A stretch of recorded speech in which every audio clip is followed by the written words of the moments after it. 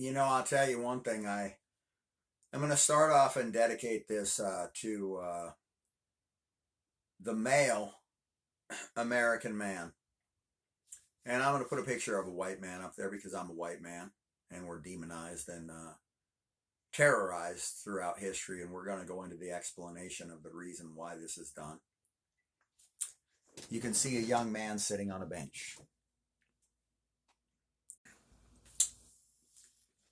In society, as young men, we are sat on a bench of approval, and we are picked and chosen from, much like cattle or sheep, to determine our worthiness to represent our local community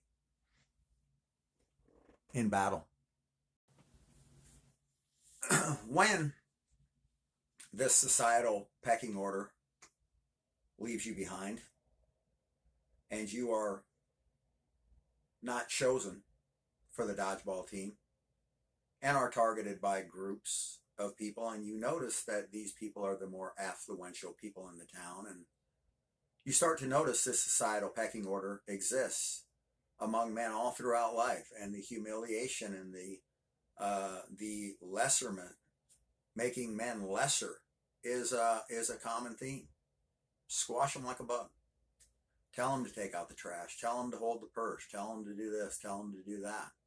Why is it being done? What is the purpose why you're chosen and you're not? And the people that are chosen do not care about the one that's last off the bench.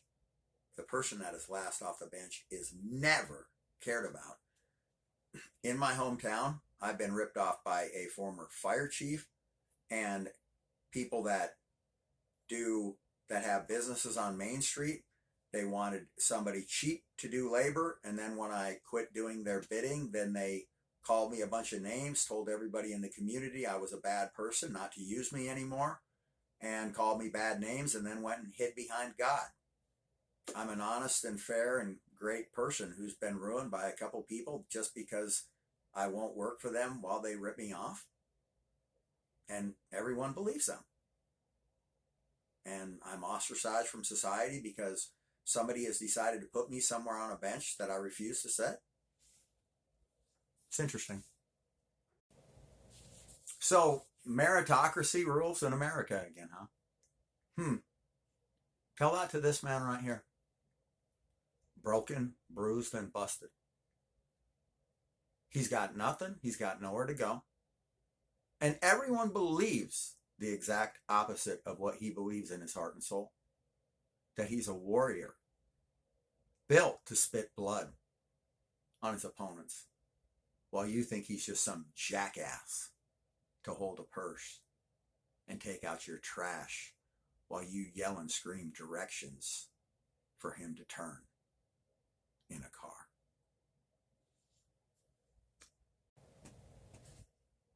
Yeah. How do you deal with being benched? Benched.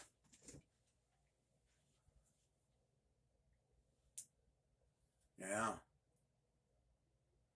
What do you think about it? How do you like it when people bench you? When you're the most honest, hardworking man around, and you know you're being targeted by people, being benched by men while they rob and ruin you gleefully. How does one man allow another man to bench him permanently through life? Isn't that insanity? Who said that you could bench any man? And let's hope in this next Super Bowl, some of these people get off the bench. They're men too.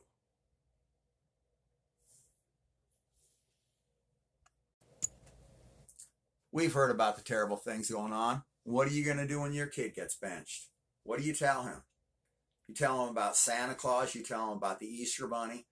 You tell him about all of these things that he can do and be.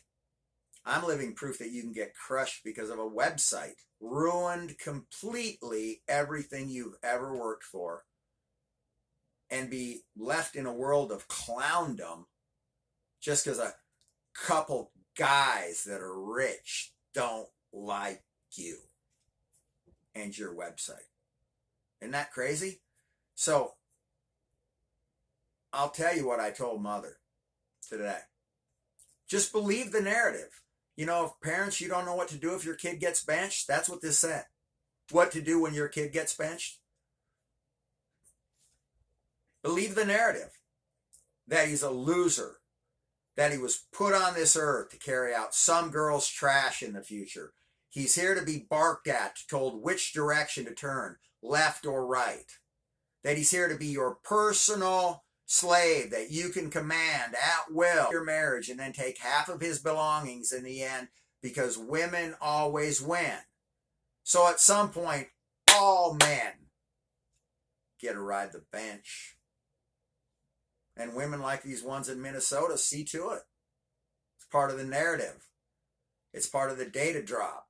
It's part of the next way to climb up the ladder of the ruination of man. And the only way that you can ruin man is to ruin men. And you're going to allow him to do that? This little kid is me. I am this little kid. You can say, didn't somebody just say I am? And doesn't he have exactly. Yeah, we're all that guy that I'm not going to mention. Correct. I don't need to mention anybody. They should have mentioned me. Okay? You don't want to mention me, I don't need to mention you, yo. But anyway, what to do when your kid gets benched? Go fight like hell for that kid and make him better. Okay? Don't let your kid get benched, man. You're ruining that kid right there. Don't allow your kid to be last off the fucking bench. If there's anything you ever do for your child, it's fight for their societal pecking order.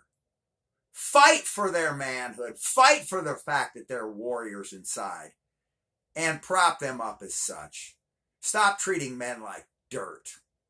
And stop acting up and being disrespectful to your man. I saw a woman that was so disrespectful to her husband, she was a nurse, that I quit working for them because I felt sorry for him as a man. There's no reason to be treated as such by somebody else just because they hold a higher position of said authority in society.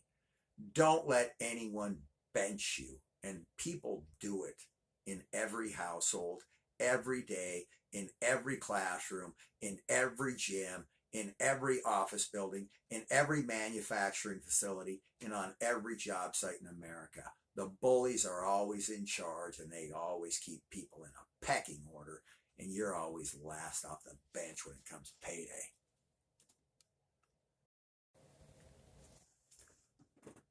Well, what has all this got to do with a Poleshift, yo? Well, there's a ball right there. Okay. Now, I've got 5 files and I ain't afraid to use them. Society. Greg Martin, a Poleshift alert.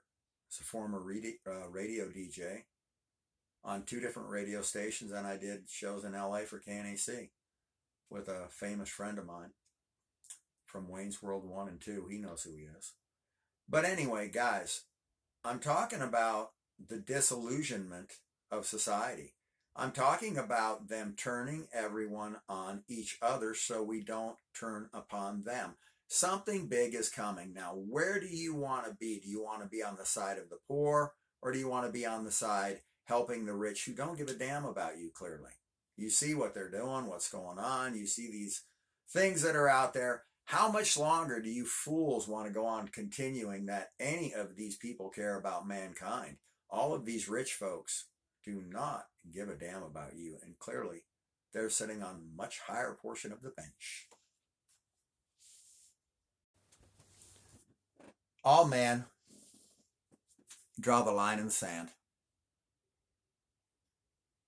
And the Poleshift is forcing us to do just that.